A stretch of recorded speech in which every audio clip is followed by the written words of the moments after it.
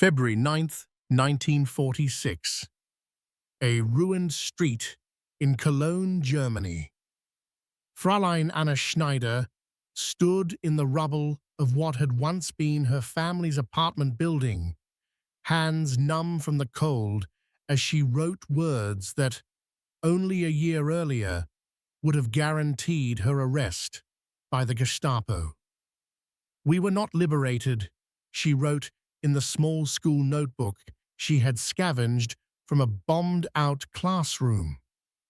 "We were exposed. Everything we believed about ourselves, about our strength, our destiny, was a lie. The Allies are not monsters. They are not weak. They are something worse for us, patient, methodical, and impossible to escape from the twisted framework of a tram line overhead." A torn Nazi banner still clung to a fragment of steel, flapping weakly in the February wind. Around her, silent shapes moved through the ruins, women with prams salvaged from the rubble, children dragging wagons loaded with bricks, old men in threadbare coats sorting glass and metal for scrap. Somewhere across the river, an American military truck backfired, its sharp report echoing off church spires, now roofless shells. Of the 770,000 residents Cologne had counted before the war, nearly half were dead, evacuated, missing, or wandering between ruined regions. Whole neighborhoods had ceased to exist, replaced by moonscapes of craters and twisted masonry. For years, German propaganda had promised victory, prosperity, and an indestructible Reich that would last 1,000 years. Instead, the war's final arithmetic was being calculated in empty chairs at kitchen tables, bombed-out streets, and long lists posted at Red Cross offices bearing names that would never answer roll call again. The collapse of German confidence had begun long before the last artillery barrage fell. May 8th, 1945. Munich. Sergeant Karl Weiss, who had once marched triumphantly into Paris in 1940, sat on a hospital cot with a shattered leg in a makeshift ward, a former school gymnasium that now smelled of disinfectant, sweat, and boiled cabbage. Propped up on a wooden crate, he wrote in the back pages of his Wehrpass, the only paper he could find. "The war is over," he noted in a cramped hand, unsteady from pain. "We are told we fought bravely. For what? Our cities are ashes. Our families are scattered. The radio that once promised victory now plays foreign music and stern voices in English. We were taught that defeat was impossible. We are living in the impossible." Germany's first experience of genuine defeat in generations was not a single moment, but a series of revelations that spread slowly through the civilian population as soldiers returned, thin, silent, eyes older than their years, or failed to return at all. In Stuttgart, in Hamburg, in Dresden, women who had believed in the invincibility of the Wehrmacht listened as broken men described retreats instead of advances, encirclements instead of conquests, mass surrenders instead of glorious last stands.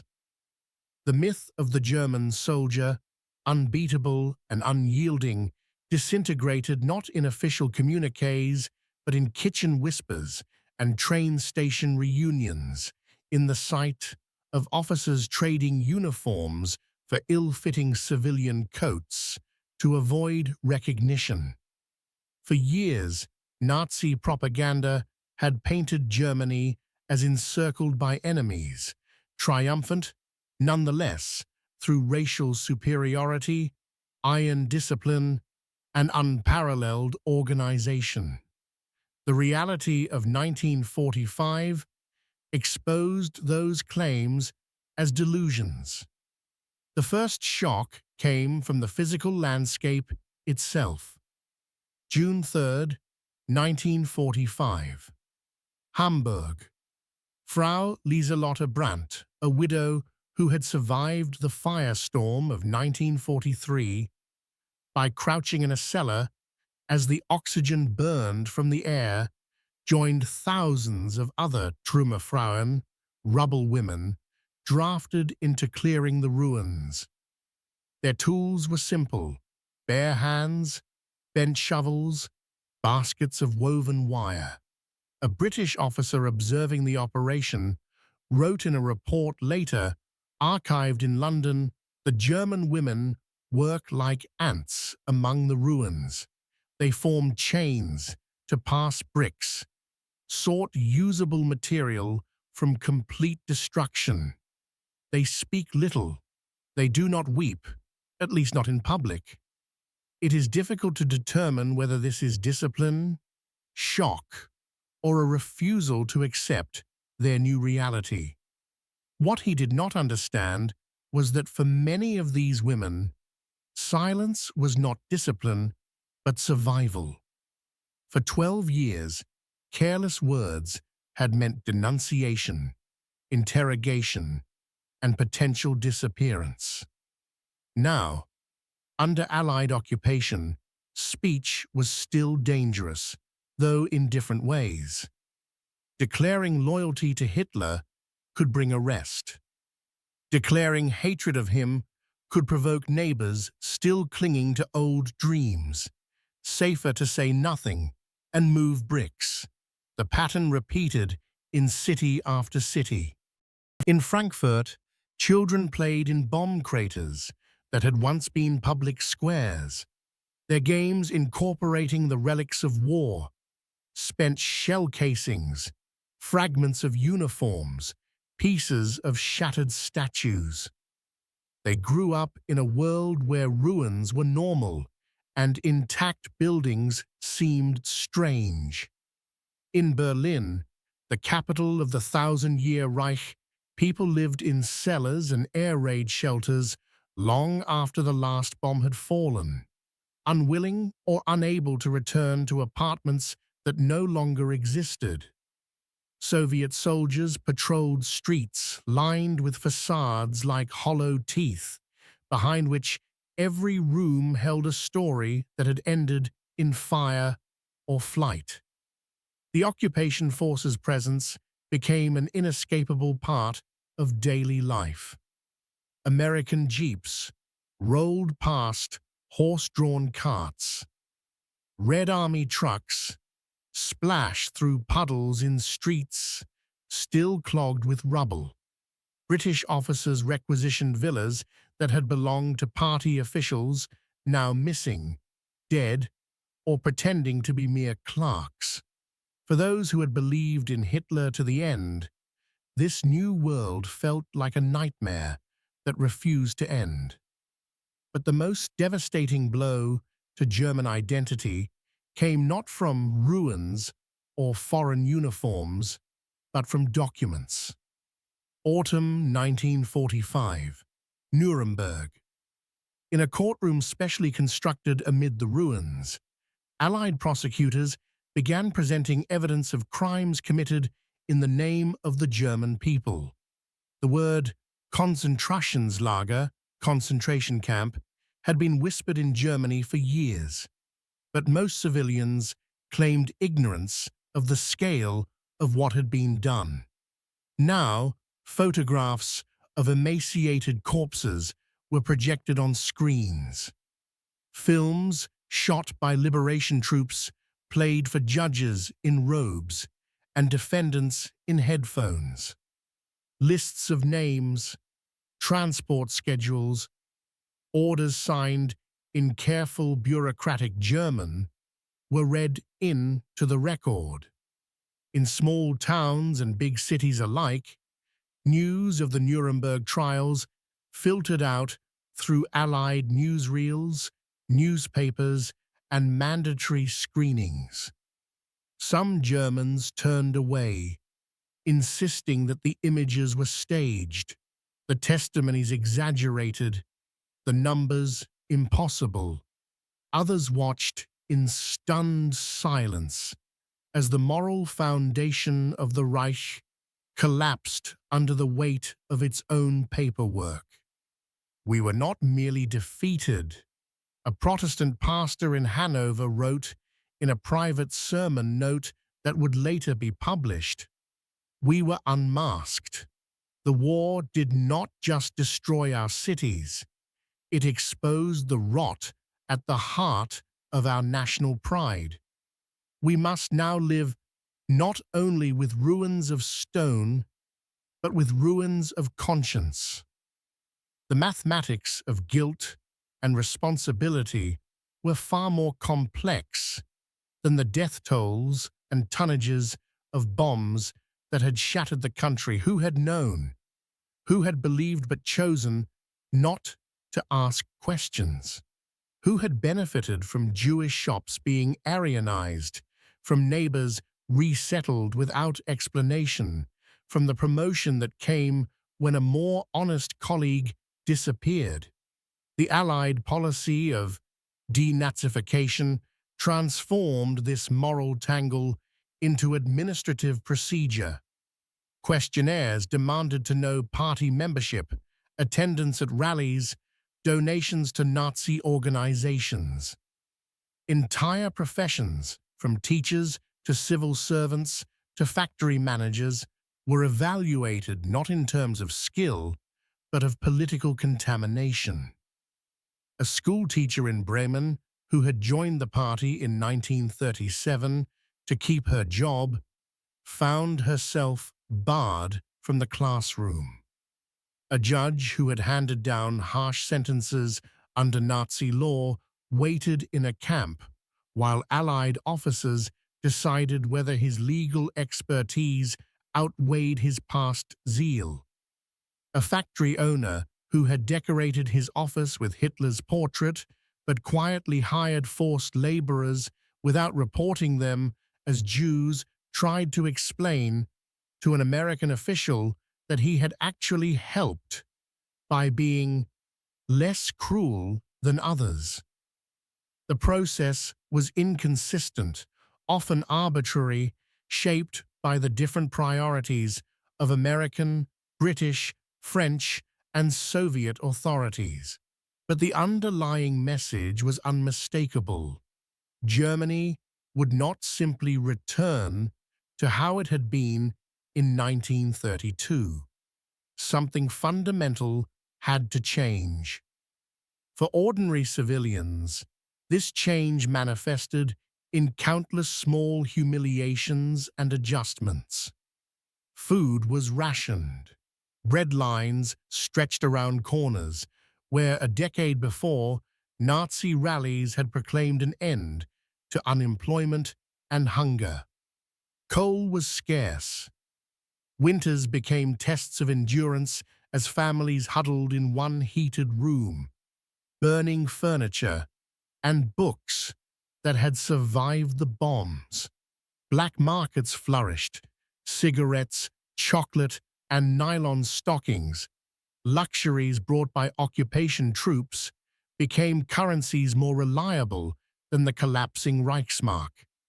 Many German women, widowed or supporting absent husbands in prisoners of war camps, entered relationships with Allied soldiers that their neighbors described with a mixture of jealousy, resentment, and moral judgment. Some called them Army Liebchen, American sweethearts. Others used harsher words. Children adapted fastest. They learned snatches of foreign languages from soldiers. Okay, chocolate. All right. Give me. They grew up hearing American dance music from the radios of occupation troops, Soviet marching songs in the East, the clipped English of BBC broadcasts. The swastika, once omnipresent, vanished from public places, replaced by new flags, new symbols, new words. Democracy, reform, re-education. The Allies understood that the battle for post-war Germany would not be won with tanks and artillery, but with ideas and institutions. American information control officers supervised newspapers, radio stations, and publishing houses.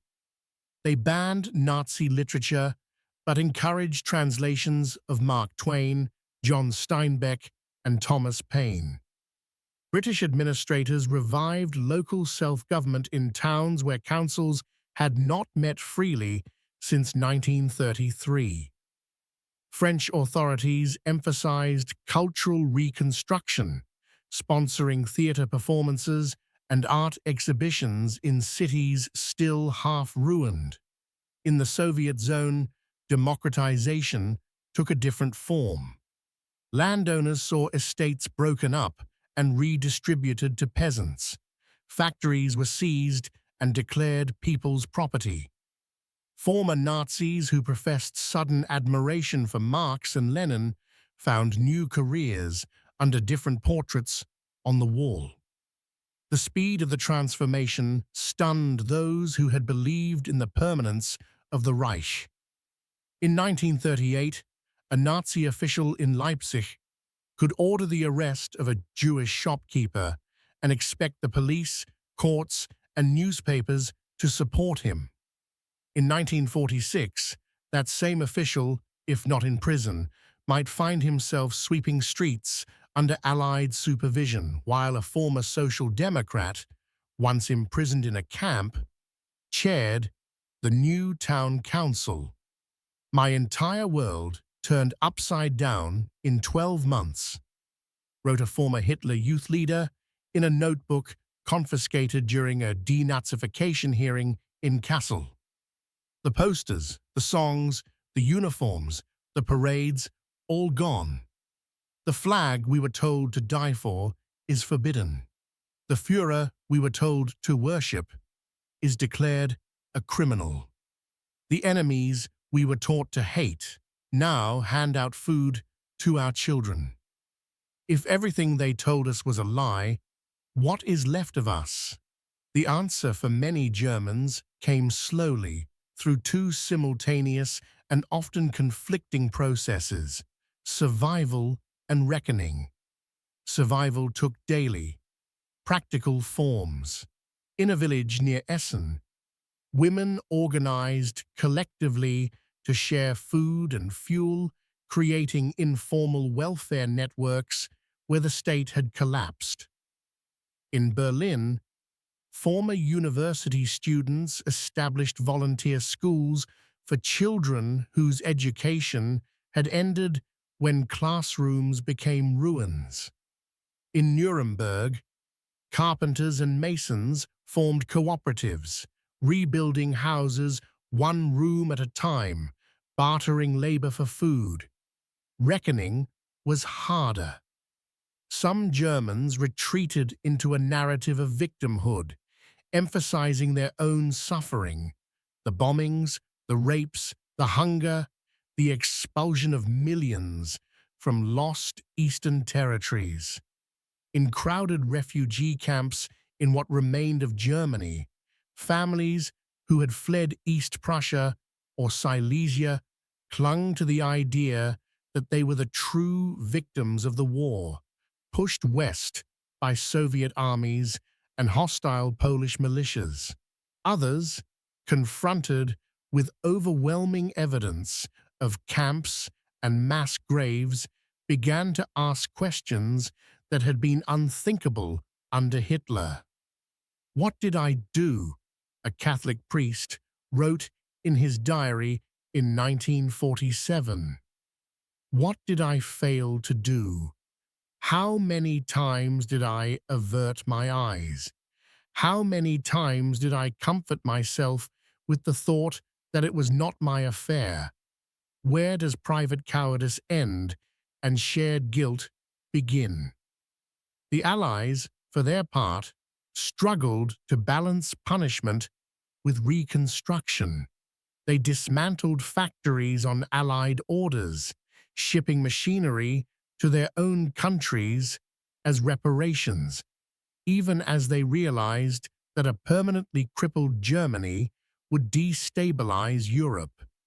They prosecuted major war criminals while granting amnesty or reduced sentences to thousands of lesser figures needed to run railroads, power plants, and hospitals. The same engineers who had planned weapons systems now drafted blueprints for bridges and housing projects.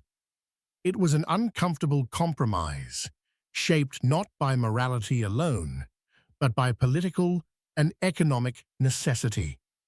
By 1948, a new calculation had begun to dominate Allied thinking. The enemy was no longer simply the ghost of Nazi militarism, but the rapid advance of Soviet influence in Eastern Europe. Germany, especially its western zones, became a prize in an emerging Cold War. The country that had been the problem now became, in the eyes of American strategists, part of the solution. The introduction of the Deutsche Mark in June 1948, replacing the worthless Reichsmark in the western zones, marked a turning point. Overnight, shops that had been empty except for black market whispers filled with goods. Wages meant something again. The rubble landscape did not vanish, but cranes appeared among the ruins, their skeletons of steel standing awkwardly next to bombed-out churches.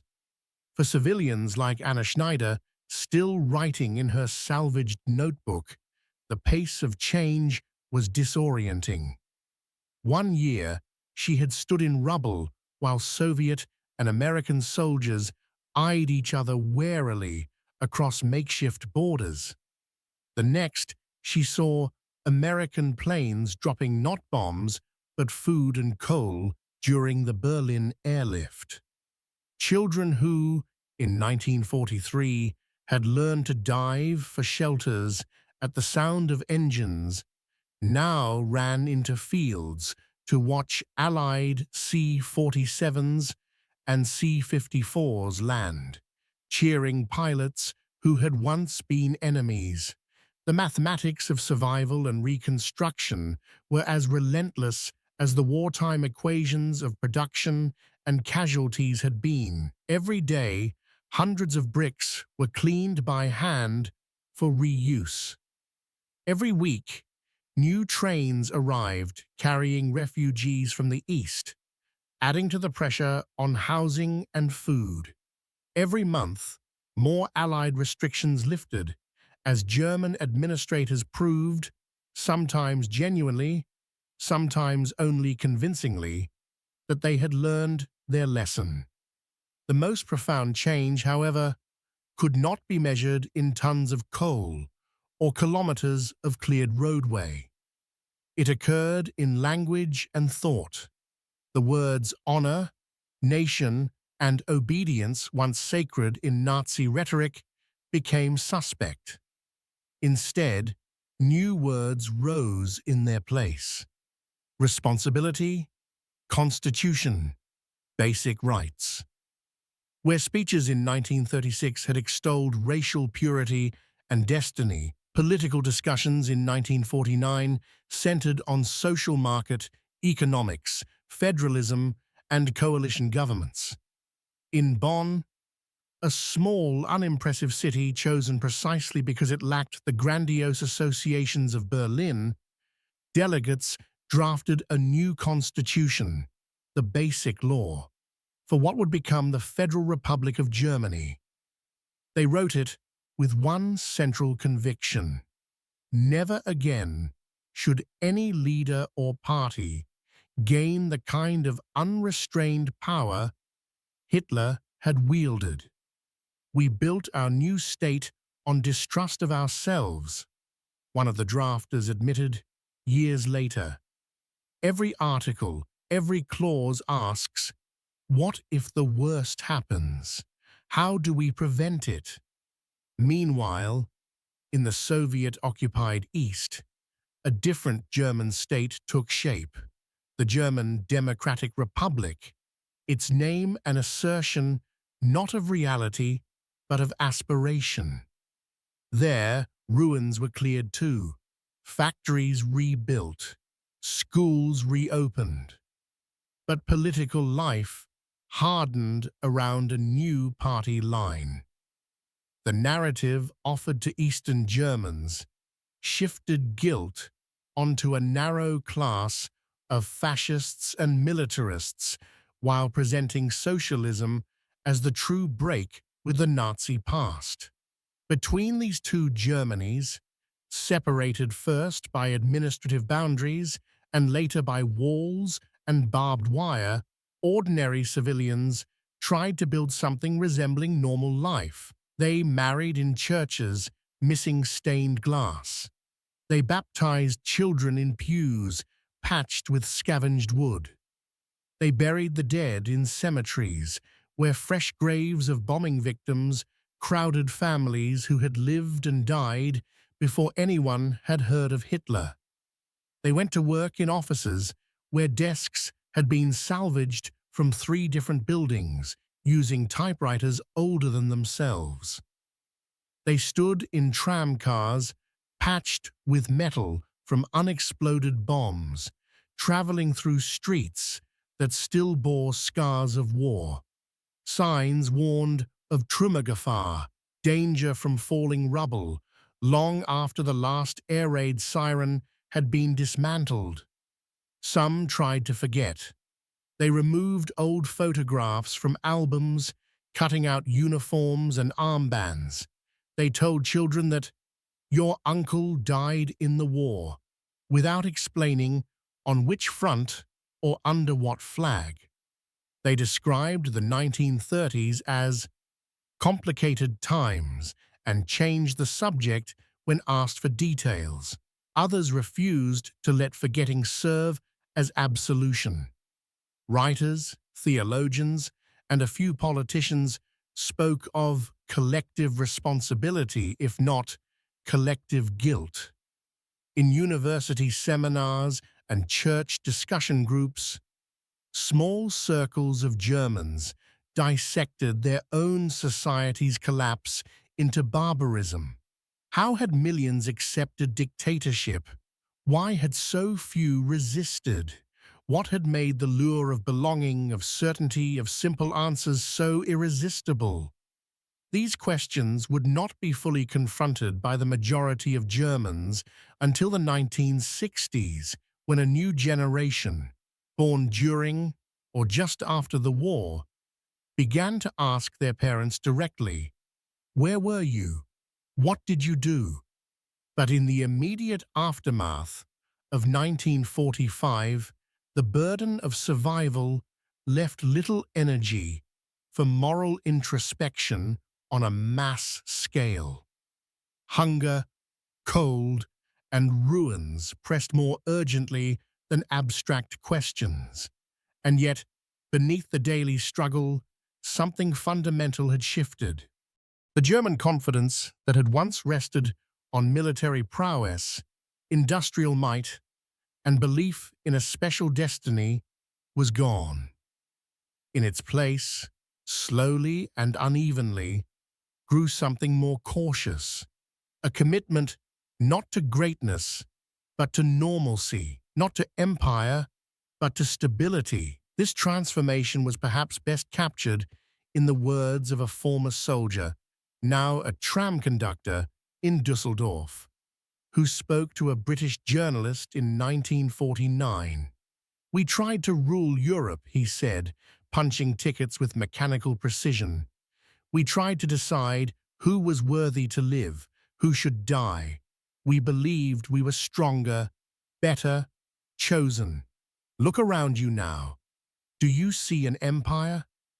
I see people who want a warm room, enough to eat, and quiet nights. If that is all we get for the rest of our history, it will be enough."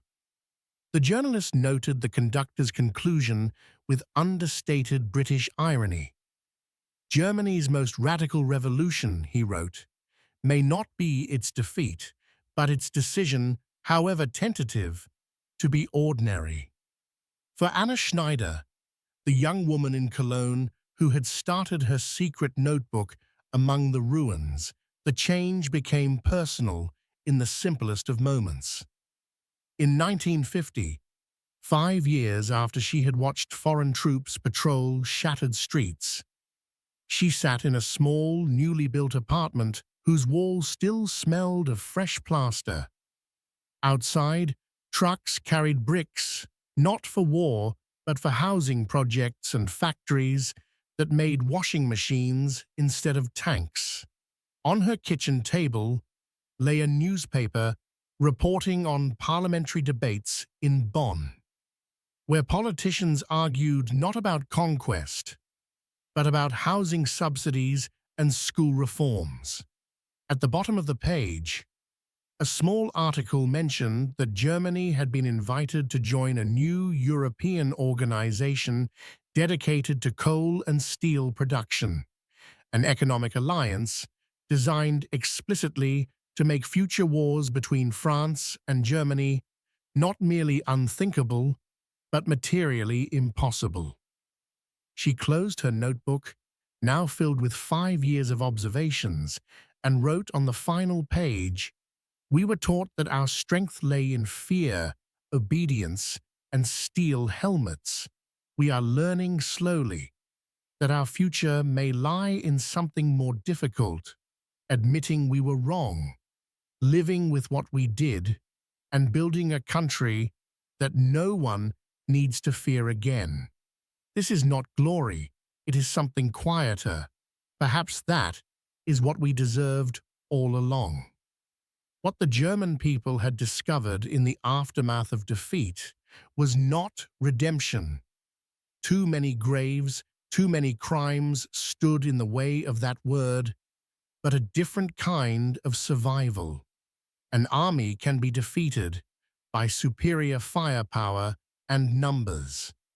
An ideology rooted in pride and hatred can be shattered by its own consequences. But rebuilding a society from the ruins of both requires something harder than courage in battle. The willingness to accept that the most dangerous enemy may not come from across borders, but from within. In that recognition lay the fragile foundation of post-war German life, a foundation not of triumph, but of caution, doubt, and hard-earned resolve.